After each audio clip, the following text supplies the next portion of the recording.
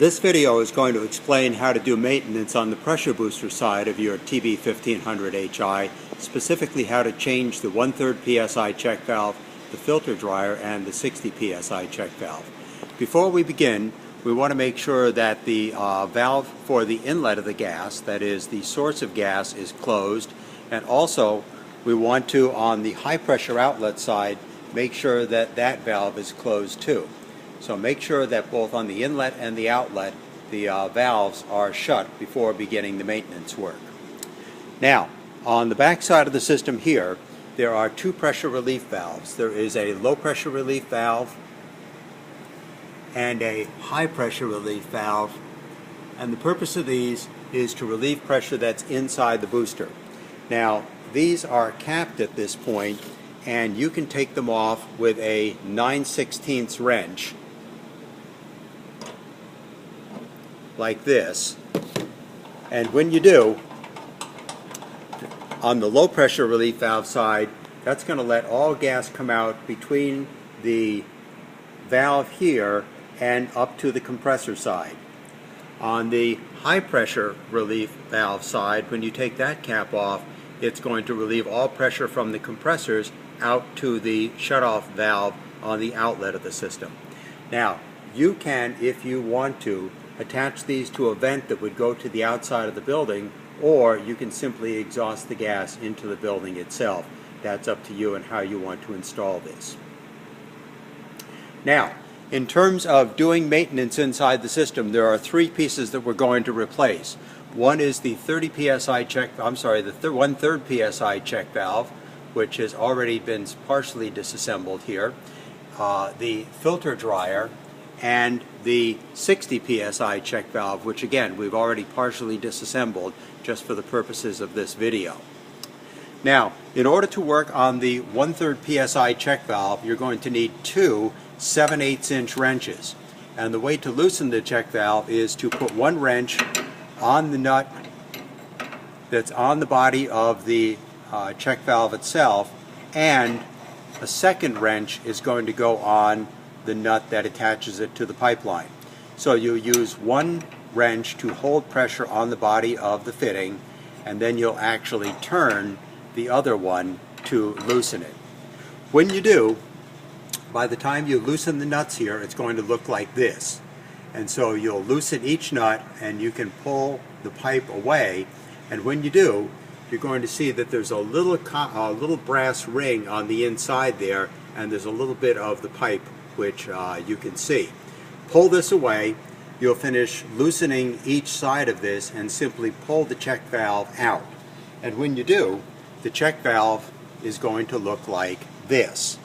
And so you can see that there's threads on each side. Simply pull the piping away, pull the check valve out of this end here, and then go ahead and put the new check valve in. And once you've done that, you can go ahead and tighten up the fittings and make sure you get a good tight seal on that. You'll want to check this with soapy water once you're done to make sure there are no gas leaks. So that's how we change the 1/3 psi check valve. Now, in working on the filter dryer here, let me just step back to give you a perspective on this in the entire machine itself. This is where the filter dryer is, and you can see the arrows there that show what the direction of flow should be. Now, this has flare fittings, and so you can see that there's one fitting on this side, and again the same thing on the other side. And for this, you're going to want to take a 3/4 inch wrench on the body of the filter dryer, and you're going to want a 15/16 inch wrench on the nut itself to loosen it.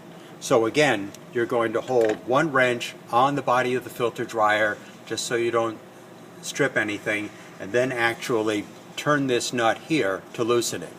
Now, I've already got it pretty much loosened most of the way here, and so let me just take this apart like this, and as you can see, it's just a flare fitting on each side.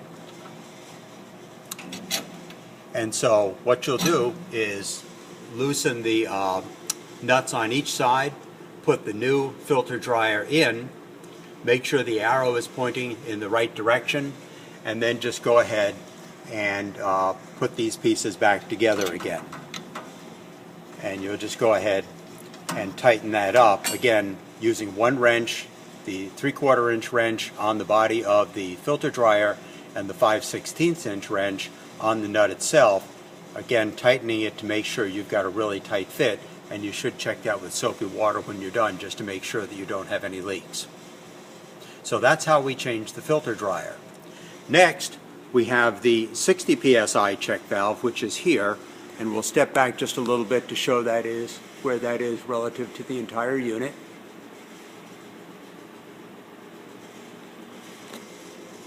And so changing the 60 psi check valve works the same way. And again, you're going to have one wrench that's going to go on the body of the check valve itself. And so you have one wrench here, and that's going to be a 7/8 inch wrench. And then on the nut, that also is a 7/8 inch wrench, and it's going to hold like that. And so you'll have two wrenches on the connection, one on the body of the fitting and the other on the nut itself, and you'll just go ahead and loosen that up.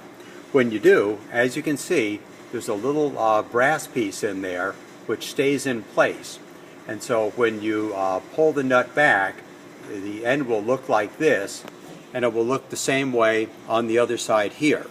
When you go to install the check valve, you can see that you're going to push it on right up to the point where it touches that little brass fitting, and then you'll bring your nut back over and tighten it up, again with one 7/8 inch wrench on the nut itself and the other 7/8 inch wrench on the body of the check valve.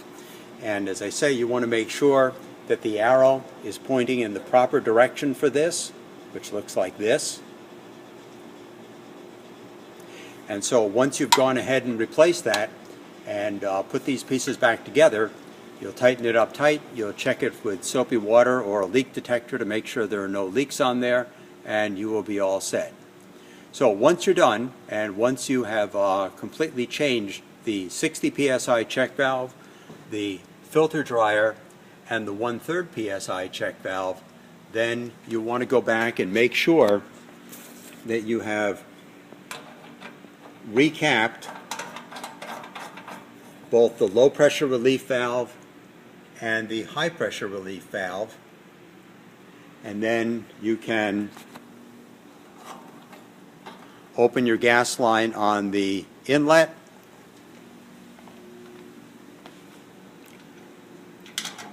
open your gas line on the outlet, and you're ready to get back to work.